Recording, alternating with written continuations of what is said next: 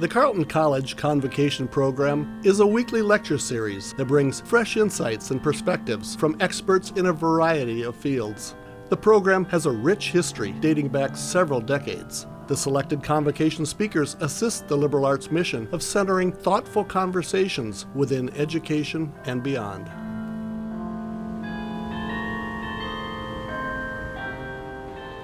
We would love to call the room to order. We have an awful lot to consider today, and we're absolutely thrilled to see everybody here with us.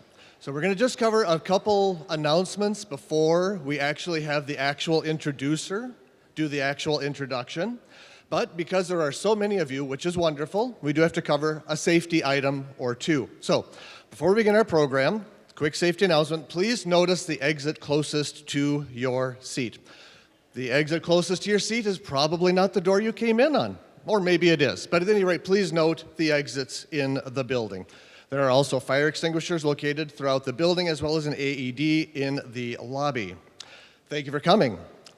3 more items. We'd like to mention the deliciously flavored snacks in the lobby are brought to us by the Office of Division, Inclusion, Equity, and Community, for which we are very, very grateful, and hopefully you managed to grab one. After convocation, it is normal for us to have a convocation luncheon. Who can attend that luncheon? Anybody can, well, up to 25. So we do have a few seats left. If you would like to join us afterwards for a small luncheon with Chérif, please talk to me afterwards. I think that's enough out of me. Let us now please welcome the official introducer, Daphne Arat, please.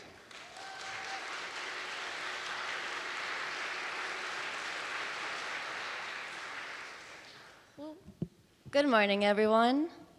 Welcome to the chapel. I'm very happy to see so many faces here on this beautiful Friday. My name is Daphne Arat, and I am a class of 2027 English major with French and creative writing minors from Istanbul, Turkey. I had the honor of taking a class with William H. Laird Professor of French and liberal arts Chérif Keïta last spring, and I'm very excited to introduce him as our A&I Convocation speaker for today. Chérif Keïta was born in Bamako, the capital city of Mali.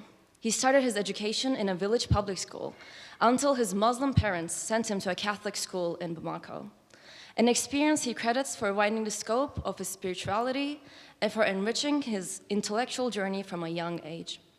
A Renaissance man, he was also the drummer of 2 pop rock bands, which later led him to work at the first established hard rock cafe in London as a busboy.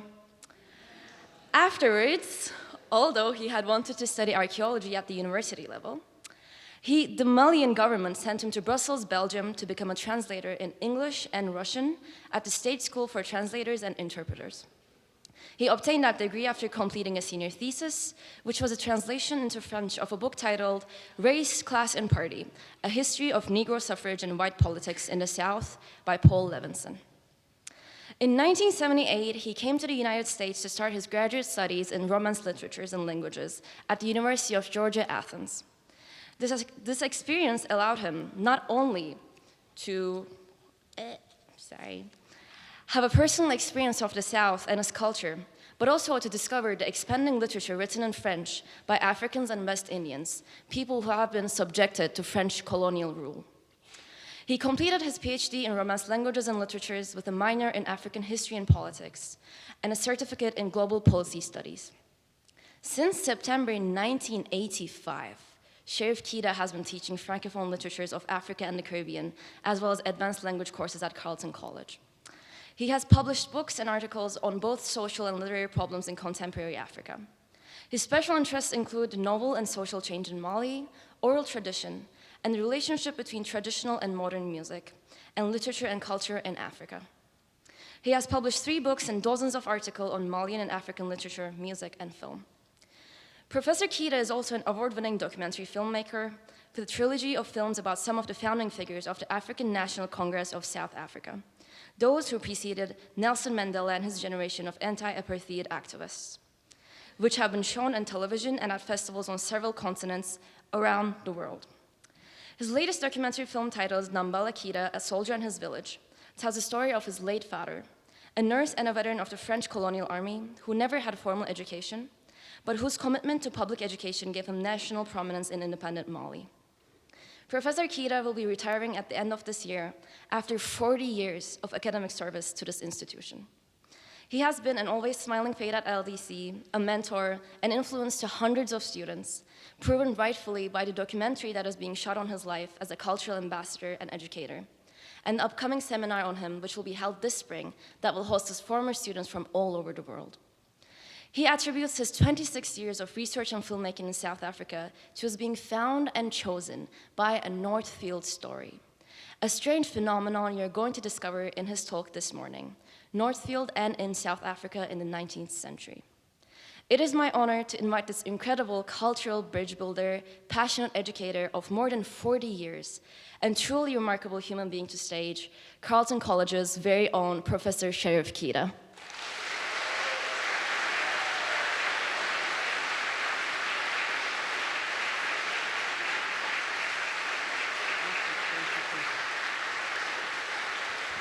Wow, thank you, thank you.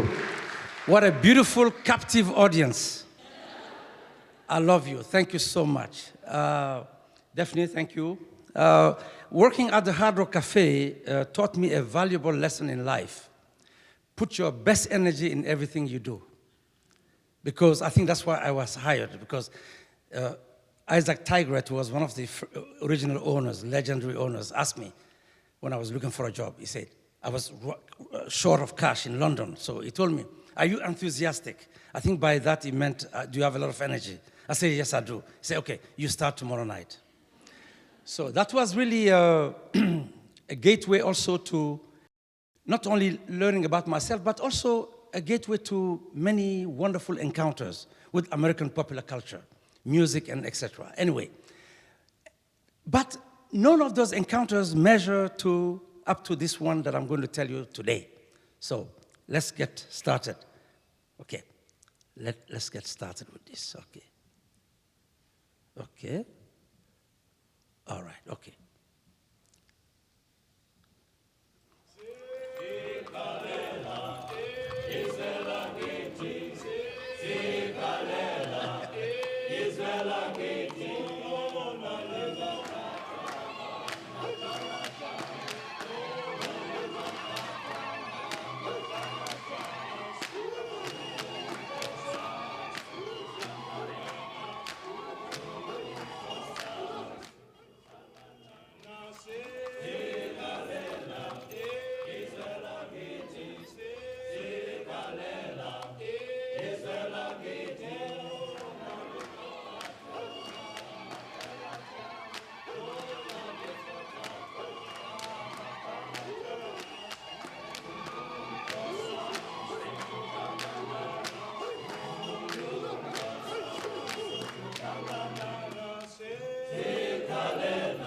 This is the town of Northfield, Minnesota.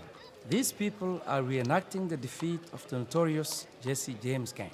The gang tried to rob the town's bank in 1876. That's over 100 years ago, during the time of the American cowboy, horse-drawn cars, and Christian missionaries fanning out all over the world. These are the residents of cornfields and Thembalethle in KwaZulu-Natal, South Africa, celebrating their victory over the apartheid government, a government which tried for more than 80 years to remove them from the land of their ancestors. They are dancing in a tradition that goes back hundreds of years before European contact, before colonization. These are two very different towns with very different cultures in distant countries on faraway continents. All of these people have a very strong and deep connection that goes back well over 100 years. And this connection rests with two individuals, William Cullen and Ida Wilcoxes, two missionaries who landed in Natal in 1881.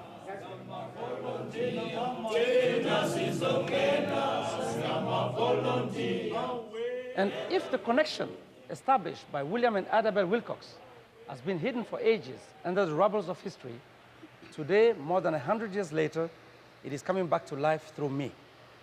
I am Chérif Keïta, a professor of French and Francophone literatures at Carleton College right here in Northfield. A proverb from my native country of Mali in West Africa says that when the dance floor becomes crowded with dancers, often the person who was first to answer the call to dance is forgotten. this was the case of William and Ida Wilcox, forgotten until today. Okay, all right. Every September, here in Northfield, we celebrate the defeat of the Jesse James days.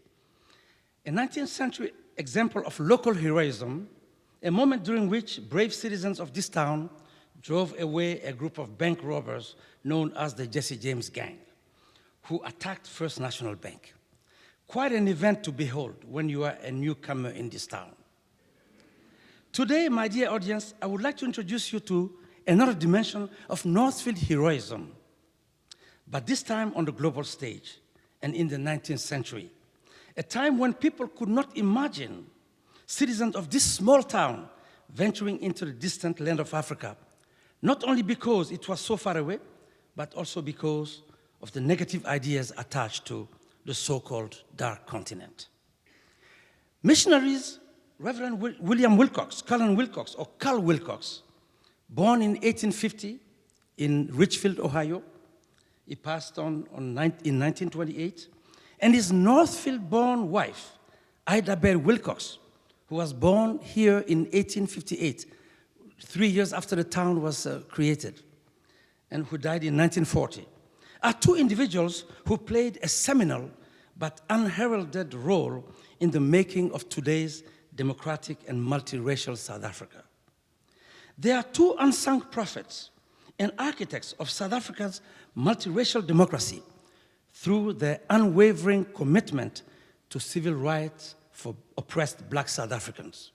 From the moment they arrived in South Africa in November 1881 as missionaries to the fateful years of 1917 and 18 when they were driven out of South Africa, penniless by a coalition of the Natal white settlers and ruling British administration of the day.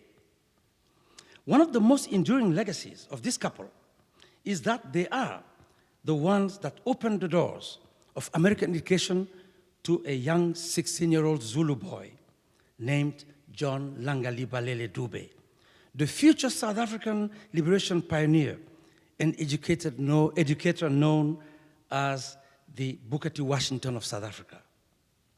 Thanks to the opportunities given to him by William and Ida Wilcox in the town of Oberlin, Ohio, this young Zulu man went back to South Africa several years later to co-found in 1900 with his wife, Nokutela Mdima Dube, the groundbreaking Otlange School, the first manual education institution built by Blacks for Blacks in South Africa. This school was modeled on Tuskegee, the famous Tuskegee University today, used to be called Institute, in Alabama. Above and beyond all that, it should be highlighted that this protege of theirs became the co-founder and the first president of the African National Congress. In 1912, 5 years before the birth of the world-famous leader Nelson Mandela. It is at the Otlange High School that Nelson Mandela chose to vote for the first time on April 27, 1994, saying that this was where everything had started. So let me show John Dube's picture here as an older man. Oh, where are my, where did I go? Did I close my, let me see. I think I closed my, oh yes, it just hides, okay. All right, okay. So let me go to, let me show you another picture of Ida Bell and, so an appeal for Africa. So just to show you, okay, something that appeared, so an appeal for Africa. Let me, close this again, okay, all right, okay. No, where did it go? This thing, okay, all right, let me show you John Dube. Yeah, this is kind of AI enhanced. The AI doesn't really know what the black hair should look like. So, sorry. It looks too, so anyway, so we are still working on it, AI, you see? AI, okay, good, all right. Okay, so let me continue. So, John Dube's rise to national and international prominence owes a lot to the friendship and the mentoring of this couple of missionaries, William and Ida Bell Wilcox. These few facts should give you a sense of the impactful legacy of Reverend and Mrs. Wilcox in today's South Africa. They were not satisfied to simply preach against the grave injustice they saw all around them in colonial South Africa. They were willing to go down into the trenches to fight on the side of the oppressed masses. However, I should say from the start that their story is not another white savior story. Far from it. Because they waged a thankless fight against injustice and racial oppression away from home for 28 years, although they knew that this ugly form of European colonialism that later became apartheid would not be defeated in their own lifetime. In fact, Wilcox told John Dube, his protege, told him that South Africa would remain the white man's country long after both of them are dead. In fact, up until recently, in the official circles of the ANC, the African National Congress, the ruling party of South Africa, and even among academics, little was known about Reverend William Wilcox and his wife. One would often read that John Dube accompanied missionary Wilcox as a young boy to America. That is often all that was mentioned. But the question of who missionary Wilcox was and what else did he do during his 28 years spent in Natal, South Africa, was never asked and therefore never answered until I came in. I say that knowing this story, the story of this unconventional couple, is crucial for a rewriting of South Africa's liberation history. For they played a truly revolutionary role, an adjective rarely associated with missionaries. One can say that Wilcox was a rebel missionary and a true precursor of what became commonly known from the 1960s on as liberation theology. Already in the late 1880s, he spelled out his definition of a missionary's true role in these terms. I quote, "The missionary cannot help giving the native an idea of his worth when he teaches the gospel of Christ. There is nothing in the whole Bible to show the superiority in a white skin, or that a man born with kinky hair and a dark complexion is not just as good as any other man. When to this idea of self-worth, which means racial equality, is added an education which is above the simple requirements of religious belief, the man emerges realizing his worth and hating the white man who would kick him off the sidewalk. As he and his kind become more enlightened, and as their numbers continue to increase more rapidly than the whites, they will not always submit to taxation without representation. This may mean something to you. They are not always going to be excluded from every place of honor and responsibility." End of quote. One can hear in these prophetic words the secret reason why William and Ida Bell shouldered the heavy responsibility of bringing a young Zulu boy to America in 1887, although they themselves did not have enough resources to survive back home. It was clearly for the purpose of giving him an education that the colonial system was unwilling to give him as a black person. In those days, in colonial South Africa, no education was allowed for the black subjects beyond 6th or 7th grade. This was so that they would remain at the service of their white masters forever. That is why they chose to bring this young boy to Oberlin, Ohio, where he was able to finish his high school education and then start for a couple of years at the college there, finishing his college education in 1899 in New York City. I must say that this brave decision changed radically the course of African history. Unlike most missionaries who made every effort to indoctrinate Africans spiritually and culturally, the Wilcoxes saw economic empowerment of the blacks of South Africa as the first step in leading them to a true Christian life. Wilcox was revolted by the way in which the colonial state was promoting land grabbing by the whites while driving black people from their rural homes and driving them into a wretched life in the mines and in the cities, where they often fell prey to vice and moral corruption.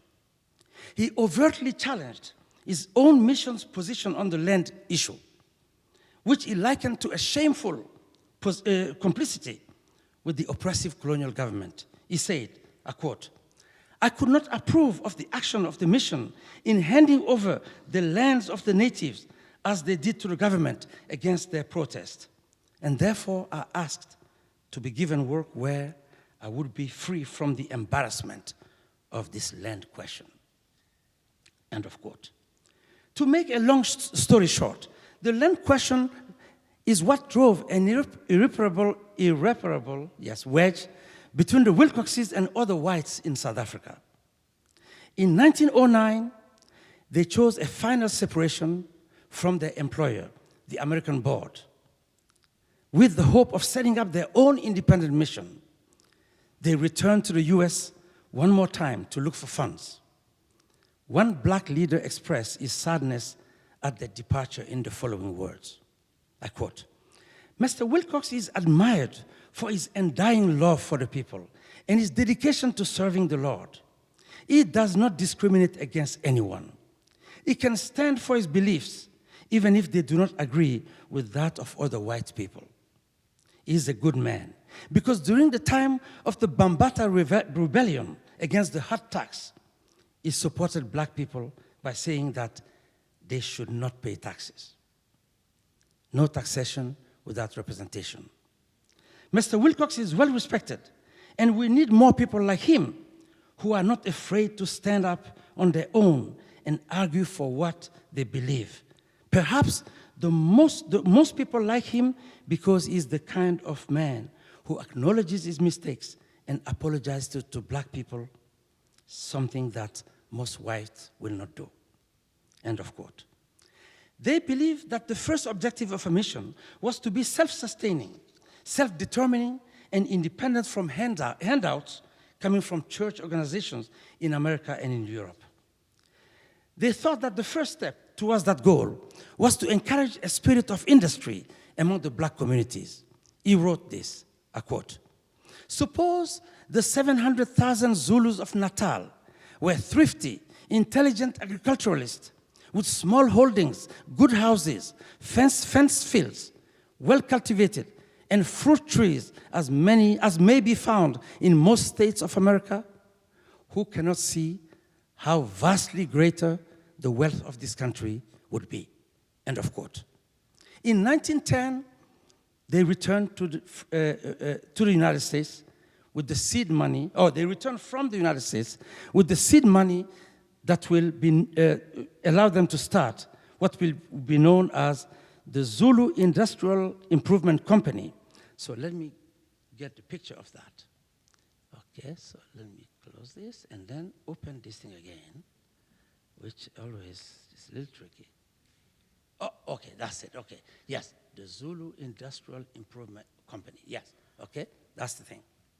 So, which was a shareholding company whose aim was to give the community of Christian converts, or Amakolwa in Zulu, the economic power to withstand the land grabbing of the whites and of the administration. His return to Natal was greeted with great enthusiasm. Okay, let me continue here. Let me drink a little bit of water. My throat is getting dry. I'm nervous, believe me. It doesn't matter how long you've taught. Whenever you face an audience, I mean, you have something in your tummy, so. Okay, anyway, let me continue. So, as part of this commercial venture, in 1911, Wilcox established two communities in Natal, known as Cornfields and Thembalihle, to the great displeasure of the local white farmers, who managed, with the complicity of the administration and the many restrictions imposed by the infamous 1913 Natives Land Act, which in fact gave 93% of the land of South Africa to whites and 7% to the majority of colored people. And today, somebody is lying to us to say that those people that are coming as refugees, those white people. They are not refugees. To this day, 90% of the land is still in the hands of white people. So don't believe that lie. Don't go for it. That was what the 1913 Native Lands Act did in South Africa. So, broke and destitute, William and Idabel Wilcox were treated as pariahs by other whites and driven out of South Africa for the last time in 1917 for their determination to fight for equal rights to land ownership for all in South Africa. William Wilcox died in 1928 in California, a man who was financially destitute, but who had the great personal satisfaction of knowing that he had done the right thing. He had planted many seeds and left a legacy of courage and commitment among the black population of Natal. When the news of his death reached Natal in 1928, Josiah Mapumulo, one of the most prominent black intellectuals of the colony and a former student of Wilcox, wrote this moving tribute in Ilanga Lase Natal, which was the newspaper that John Dube started in 1903. It was the first English Zulu newspaper. And Wilcox is the one who taught this young man how to print. And printing became a weapon, you see. So he created his own newspaper in 1903, which is published to this day. One of the rare examples of, okay. So I was deeply saddened to read of the demise of Reverend Wilcox from your beloved newspaper. The pastor used to be my teacher, and he's the one who encouraged John Dube to go overseas with him. I was in the same class with John Dube, who is now famous among our people, because he was the founder of the ANC. Wilcox was a very courageous man who was not afraid to criticize other pastors if they were not acting in the interests of the people. That is why these days we need people like Reverend Wilcox, people who will stand up for the truth. End of quote. Discovering this story changed me profoundly and reinforced my belief in the power of stories. I am from Mali, a country located in the heart of West Africa, a land where, before the Western European nations engaged in what became known as the Scramble for Africa, there existed around 1300 AD a huge empire founded, according to the griots, the singing storytellers, by my own ancestor, Emperor Sunjata Keïta. This empire is talked about even more these days in the West as the land of Mansa Musa, the richest man that ever lived, according to the Economist magazine. The oral epic stories of the 13th century are the fountain from which Hollywood and Broadway have drawn blockbusters like Lion King, and recently Black Panther. And I heard that more is coming from those quarters. For one, the Wilcox story changed me, my relationship with Northfield. I stopped seeing it as this strange white town where I had arrived almost 20 years earlier to make an honest living teaching French. In 1985, I was where many of you are today, telling yourselves, even after a couple of weeks, the college is great, I've made the right choice, but I don't know about this town. Particularly after seeing the Jesse James reenactment and the way the town was transformed into a far west outpost. I think you missed that. You missed that because you arrived late, which is terrible. I mean, it should be part of the Carleton education. Yeah, I mean, really. Definitely educated me. So, you see what I mean? So I told myself, wow, if I wanted to get as far away from my native Africa as I wanted, I could not have chosen a better place. So God helped me fit in. Learning that 104 years before I set foot in Northfield, two people that were younger, even younger than me at the time when I arrived, that those people had ventured into my strange land of Africa, where they found a cause worthy fighting for 28 years. That made me feel truly humbled. Because now I felt that it developed an insatiable passion in me for connecting further with their lives, now enmeshed with my own. I felt as if I'd been chosen to be the custodian of their little-known story, certainly one that no one knew in Northfield and even beyond. To know this story, I had to suddenly start digging into old newspapers that you never heard existed, like the Rice County Journal, published in the 1880s. In those issues, I would learn what went on their wedding day in this small town. I would read about what Wilcox said, that he and his new bride wanted to achieve as missionaries, going to a distant land. It shows the courage that young people, college students like you, and me once upon a time, have always had in every period of history to boldly face the unknown. I would learn about the many visits this couple paid to Northfield when, on and off, they were kicked out of South Africa for their subversive activities, and during which visits they would always stay at the Nutting House. Yes, at the Nutting House, as guests of the most famous Congregationalist in town, J.C. Nutting, whose bank got robbed by Jesse James and whose church is located 2 blocks from here. As they say, knowledge is power, power to change things and people.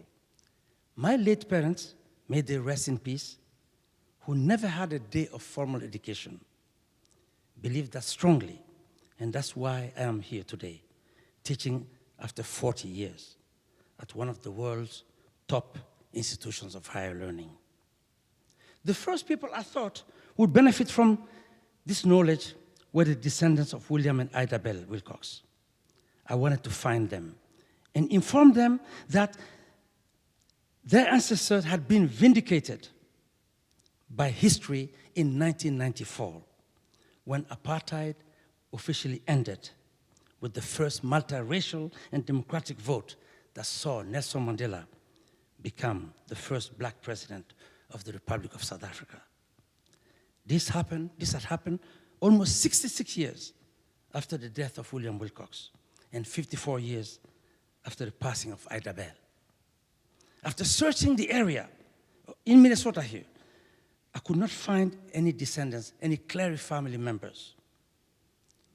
So I cast my net wider, and that's when I found an 85-year-old descendant, a man, a retired pastor, living near Fresno, California. Imagine his surprise when I called him to say that I was calling him from Northfield, Minnesota, where his ancestors were from.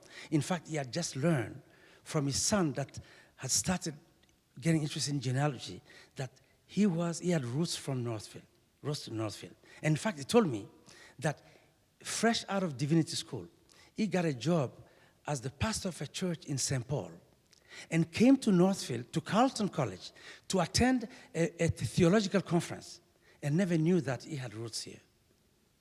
So he had just learned that. And imagine that when I told him that I had done research on his grandparents' lives in South Africa, he could not believe it. So we started a phone exchange.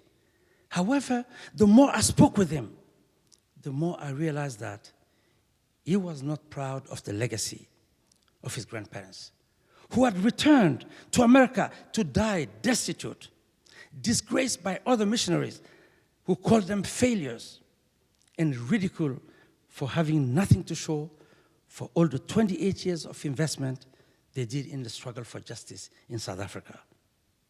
I realized that the entire Wilcox family, over generations, was living with this great pain. It became clear to me that Carl and Ida Bell needed, in addition to the vindication they got in South Africa, they needed a true redemption in the US, a complete healing of the wound attached to their names for so long. And this is what I set out to do to bring to them 78 years after the passing of William Wilcox and 66 years after the passing of Ida Bell. In December 2006, as I was traveling around KwaZulu-Natal, the province where the couple had labored for most of their life, their African years, and from where they were driven out, I was introduced to a high government official to whom I narrated their surprising story. His first question, after listening with great attention, was this: Professor Keïta, are you sure you are not a sangoma? That's the Zulu word for a spirit medium or a diviner. Because to me, your project goes beyond academic research. It is a case of ancestral possession. I laughed and said no. But every day, I think about the strangeness of this project that has occupied me now for 26 years. The gentleman's second question was this: Professor, when you are finished with this research, what do you want us to do as South Africans? My answer was that South Africa should send a delegation, an official delegation, to come pay its respect in California, where they are buried because they died without receiving a thank you from anyone, from no one. He said yes, and I went on with my research. That promise became a reality on November 11th, 2009, when the South African government sent a delegation led by Dr. Wilcoxes, the high official who has spoken to me in 2006, to bestow posthumously on Reverend William Cullen Wilcox and Mrs. Ida Bell Wilcox the Order of the Companions of O.R. Tambo in silver for their previously unheralded contribution to the liberation of South Africa. What a journey in time and space for a humble family from Northfield and Richfield, Ohio. So let me show you now a clip, another clip of my film. Okay, go back to here. Okay. Oh, come on. Yes, okay. So this is the clip. Come on. Okay, yes. All right. The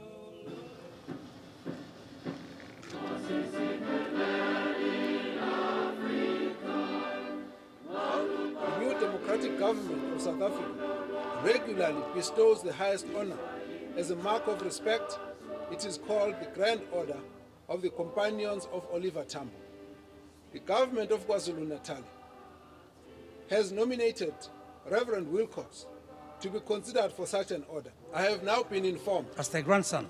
that President Zuma has assented to the bestowing of this honor to Reverend William Cullen Wilcox, the award of the Order of the Companions of the O.R. Tambo Silver. His Excellency, the President of the Republic of South Africa, President J.G. Zuma, intends to honor posthumously the Reverend William Cullen Wilcox and Mrs. Ada Bell Wilcox with the Order of the Grand Companions of O.R. Tambo Silver.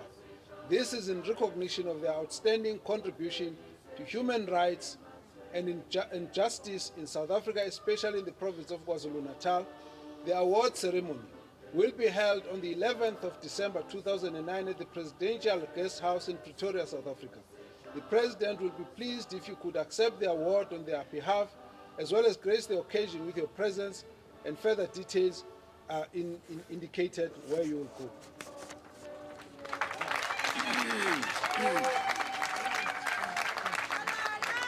This, ladies and gentlemen, further cements the relationship between the people of America and the people of South Africa. Sounds a call to come together, and united we shall stand. Let us live and strive for freedom in South Africa, our land.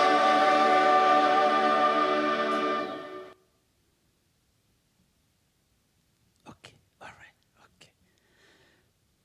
A beautiful plaque was handed, in fact, I should say that this letter to the Wilcox family was written care of Chérif Keïta, Carleton College. So That's what he was reading. A beautiful plaque was handed to the family before Jackson Wilcox's trip the following December for the official award ceremony in Pretoria. The plaque said, South Africa expresses its undying gratitude to Reverend William Cullen Wilcox, affectionately known as Mbuya Batwa in Zulu, and to Mrs. Idabel Wilcox, exceptional missionaries who nurtured our aspirations to freedom and multiracial democracy by supporting John Langalibalele Dube, the co-founder and first president of the African National Congress of South Africa. Freedom has finally come. May your spirit forever find peace among your people in South Africa. To conclude this talk, let's watch this last clip about the question that has nagged me since 1999, when I traveled to South Africa for the first time as the co-director of a Central Af J-term, not even a Carleton program. It's a Central Af program that took me there. There was one Carleton student in the group.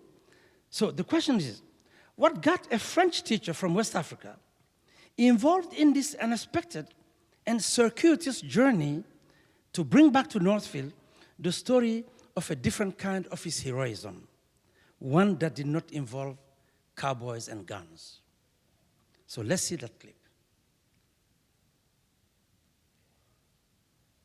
Come on. Okay, yes, okay.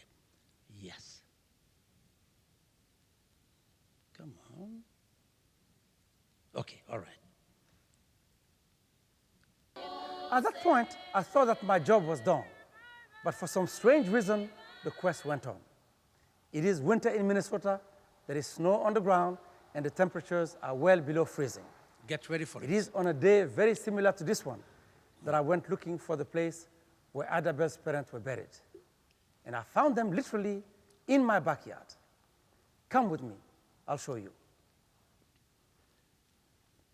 This is the place. My house at that time, and for 12 years, was just behind those pine trees over there. Her father, Nathan Gove Clary, died in 1881, a few months before her wedding to William Wilcox. Her mother, Ann Webb, died in North Dakota and was brought back here to be with her husband. This discovery is what finally brought a satisfactory answer to the question that had nagged me for 8 years. Why me? Why am I the one who had to run around piecing together the lives of people who, on the surface of things, were so far from me and my life? The South African John Dube, Christian missionaries in Zululand. Then I realized that I had been working all these years for them. They were ordering me around. It is then that I also understood the message hidden in the name the elders gave me in Inanda. Zueletu in the Zulu language means our land. Clearly, the land has spoken to me here, and I had had no choice but to answer its call. These two had chosen me, the only African in their neighborhood, and guided my steps to South Africa for one special mission: to bring back here the story of their adventurous daughter, Idabel, and her husband, William Wilcox, so that this town and the rest of the world would know that these two ordinary individuals had made extraordinary sacrifices for the people of South Africa. I understood then that my sudden passion for John Dube had only been a step in a long journey on the footsteps of a young woman from Northfield, one of the first babies born in this town, who had left when she was barely 23 years of age with her husband for what must have seemed to the people of this town like the end of the world, the land of the Zulus.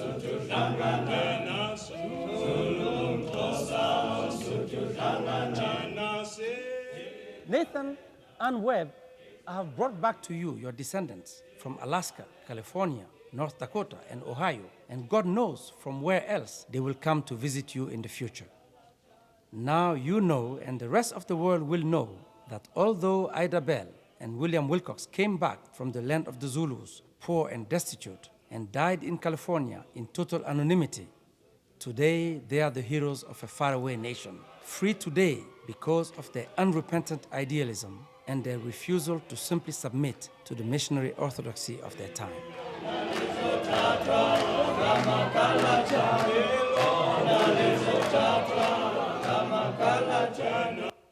Okay, all right. Okay, all right. So August 27th, 2009, I received the following letter. Dr. Keïta, I read with great interest the Carletonian article about your documentary on my great-great-grandfather, William Wilcox.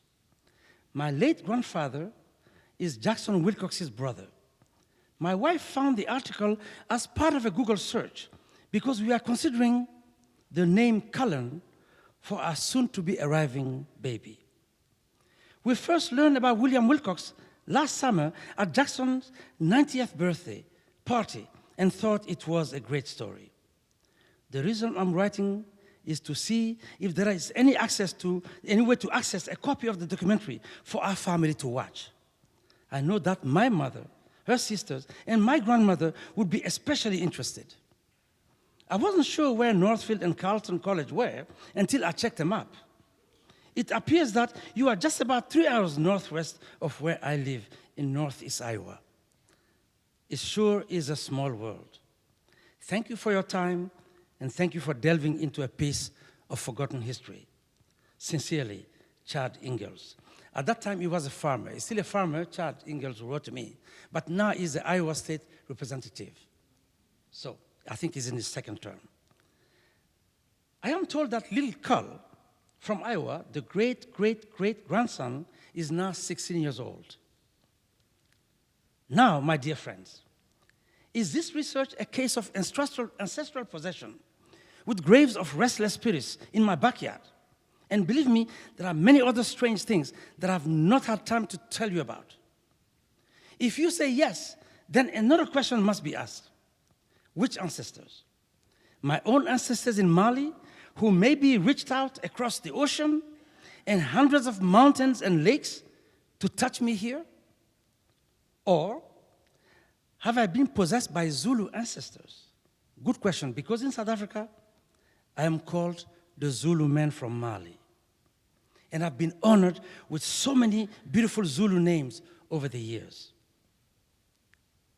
Or is it the Clarys, my backyard neighbors? The truth is that I visit their grave so often that I can consider myself the only custodian in this town. Whenever I have visitors from South Africa, I take them there to show them and open their eyes on a surprising story they never expected. This was, let me show you this here. Now, next, go back to this same place. I wish I had a better way to do this, but okay. Voila. So, yeah, this was the case. This photo was taken when my friend Ila Gandhi, the retired South African member of parliament, came to speak about the peace and nonviolence movement inspired by a grandfather. And then the next one, okay, let me just, okay, yes, the next one is, oh yeah, there was also this picture in the Carleton voice.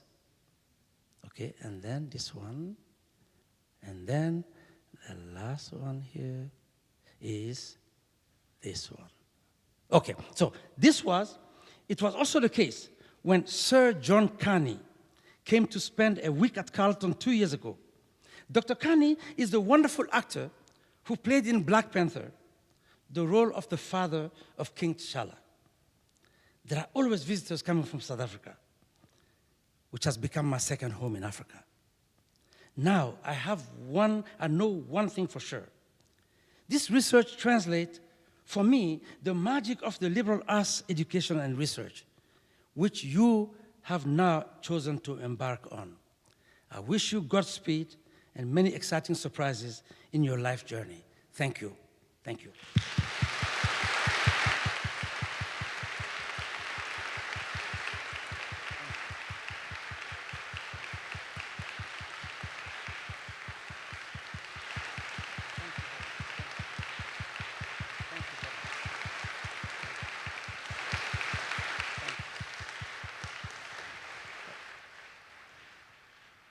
Thank you very much, Professor Keïta, for being with us today. With your permission, we'll move into the Q&A. So good. Well, we're looking for the first brave soul to raise their hand. We have a few minutes for a few questions. We'll start here. I just want to mention this is probably, or quite possibly, your first convocation. Please don't let it be your last. So many interesting speakers. And now, okay, here we go. Hi, Chérif, and welcome to Northfield, everyone, the greatest city on the planet. I am a Northfield townie. I grew up with Chérif's kids. I just want to first add that Jesse James wasn't just an outlaw. He was actually a sort of Southern revivalist who targeted Northfield. He was a member of the KKK, and it was specifically came to Northfield because he had these animosities. And so in relation to that, I'm curious, in your research, what do you know about the Northfield that the Wilcoxes came from, and what do you think motivated them, or I guess inspired them to hold these beliefs? Because I don't think it was necessarily a popular thing. Let me just hold this, yes. Yes, that's a very good question. In fact, a lot of this came from Oberlin College, which Carleton was modeled on. Carleton was supposed to be the Oberlin of this part of the country, founded by the Congregationalists. In fact, at a time, there was a time when the chapels, the chaplains of this college would go and be the chaplain at Oberlin, founded by the Congregationalists. And Wilcox was, in fact, a kind of abolitionist, because abolitionism was big. It was on the Underground Railroad, okay? So, and also, he was somebody also who was, I would say, an American nationalist who carried with him the spirit of the American Revolution, where they say, no taxation without representation. That's why he took that idea of liberty with him, you see? And his bride, Ida Bell, again, chose to go to Oberlin because Carleton was too young at that time. And that's where they really soaked in those ideas. And Wilcox also had been a cowboy. In fact, before going to college, he had been a cowboy in Montana. So he believed also in that spirit of individualism and everybody getting their rights, you see what I mean? So he took all this with him, and then they held on to it. I mean, they were threatened, their lives were threatened. The white colonists were willing to kill them. So, and the way he left, he was so poor that it's the black community that collected money to pay for his boat fare to come back. He couldn't even come with his wife because he didn't have money. And what happened was that they left his wife behind because the wife was not the main threat. So she could still get a job and work to save for her own passage. But what saved their face as white people who had been so destitute was that during First World War, women were prohibited from traveling on boats going through war zones. So they used that excuse to hide the level of their destitution. So he came almost a year before his wife, and he went to Detroit and worked on an assembly line at age 68. He had no money. He was ruined. And in fact, when his wife came back a few months later, they came through Northfield. And he still at that age was hoping that he could go back and get some money and go back and continue to fight. But that was never to be. So they went to California because their grown-up children were living there. And then he was living off odd jobs, you know. He wrote his memoirs. And in fact, my next project is in Mozambique, where they spent some time, 3 years, between 1883 and 1886. And they buried a little girl there, the infant girl died there.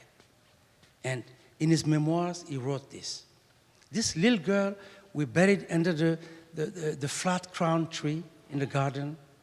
That little girl is our investment in the future of this land. Very prophetic. So my next film is Searching for Stella. Her name was Stella Gertrude. I won't find her grave. We know roughly where she was buried. But what I want to unearth is the seeds that they planted there, literally, that also connect to the liberation of that country too. Amazing. So let me stop here. First and foremost, thank you so much, Professor Keïta. As myself, Mali, I'm very proud to see like an excellence like this. My question is about during all your journey and your processing and doing filming, what do you want the new generation now to learn from what you build it up and how they can translate for the current and the future? Wonderful. Thank you. Thank you so much. As we've seen with these two individuals, I mean, they really were principled. They did not believe in segregation. They didn't believe in racial discrimination. And they did not believe in colonialism. In fact, right before Wilcox left at the wedding, after the wedding reception, he said that they want to go to Africa to teach Africans the spirit of enterprise so they can use their vast resources. It was not really to teach people how to read the Bible. See, so for a missionary, it's very strange. But again, when they got there, they were faced with this strange reality. There was segregation, even on the land of a mission, which they could not sit for. So I believe that being principled, believing in what you believe in, and standing up for it, and fighting for it. You may not be recognized for what you fought for that day, but you can see almost 80 years it took for these people to be vindicated and redeemed in the eyes of their own descendants who are sitting there thinking that we have this shame, the shameful ancestors. But today, you see, they've been honored. So always play the long game. Always play the long game. Yes, and also the power of images.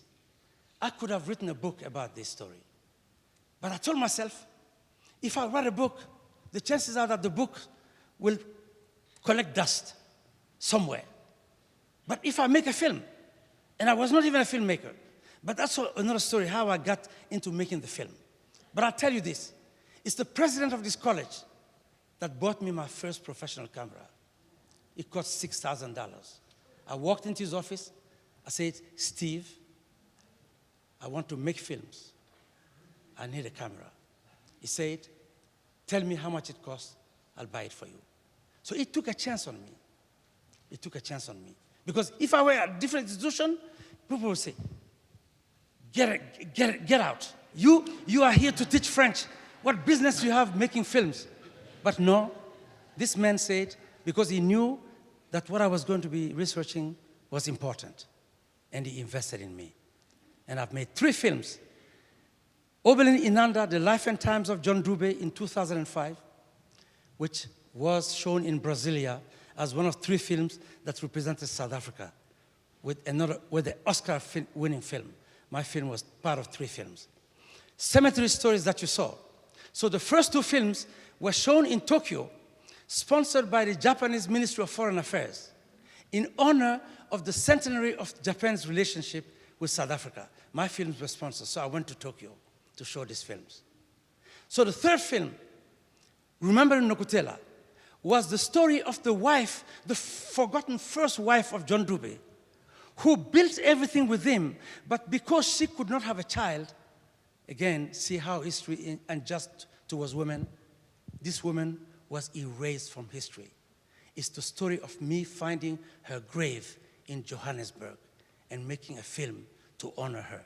And in fact, the latest avatar of that film is a comic book called A Zulu in New York that my colleague, the very talented Stephanie Cox, please, Stephanie, stand up, who's an illustrator extraordinaire. So she joined me on this journey so we can tell just a little episode of this brave woman's life. This woman to whom we owe the popularization of South Africa's national anthem today. And this woman, as a young girl, was educated with music books sent from this town by the women of this town. That sent solfa notation books were sent to her in South Africa. She used those to teach these little girls, like John Dube's wife, to teach how to sing. So you can see, how, again, so the power of images. That's why media studies and other fields is also important here. So learn media studies too. That's my advice. Yes. And on that note, I'm afraid we must bring Convocation to a close. Thank you again so very much, Chérif. Thank you very much. Thank you.